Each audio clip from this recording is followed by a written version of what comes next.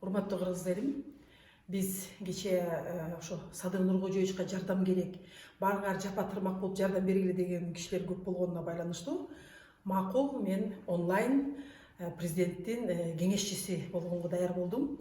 Кечээ биринчи выпускада жергиликтүү 106 башкарууну жылдырган жөнүндө айта кеткем. Анткени себеби ар бир айыл, ар бир шаар мыкты өнүгүш үчүн алар өздөрү түздөн түз өзүнүн башчыларын шайлап алыш керек. Ошондо гана саясий көз карандысыздык камсыз болуп, алдыга жылууга мүмкүн болот деп айтып кеткенбиз. Бүгүнкү экинчи менен кеңешме таптакыр акчанын кереги жок. Тескеринче ал ишти ишке ашыра турган болсо, көптөгөн акчаларды биз үнөмдөп калабыз. Урматтуу Садыр Нуркожоевич, бүгүн бир жарлык чыгаргыла. Бир дагы бюджеттен каржыланган мекеме менин сүрөтүмдү илгенди токтоткула деп койгула. Андан көрөк улуу инсандардын сүрөттөрүн илип, тарыхка кандай кайрылып, балдарды эмне үчүн бунун сүрөтү илинип турат десе, ушундай эбегейсиз мындай салымын кошкон деп айтып берип турушсун.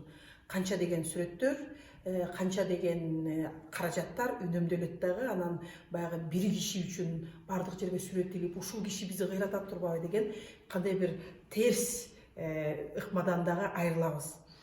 Экинчиден, өзүңөр билесиңер, кулуп кеткен президенттердин сүрөттөрүн тебелеп, тепсеп, анын мурдуларына мурут тартып, укмуш жаман ыплас иштерди кылышат. Ошон үчүн ошондон алыс болуш үчүн президенттердин сүрөтүн ар бир кабинетке илгенди токтотуп, министрликтерде дагы андай нерсе болбогонун каалайт элем. Чоң рахмат барыңарга, жакшы маанай каалайм. Биргеликте күчтүү Кыргызстанды куруп кете алабыз.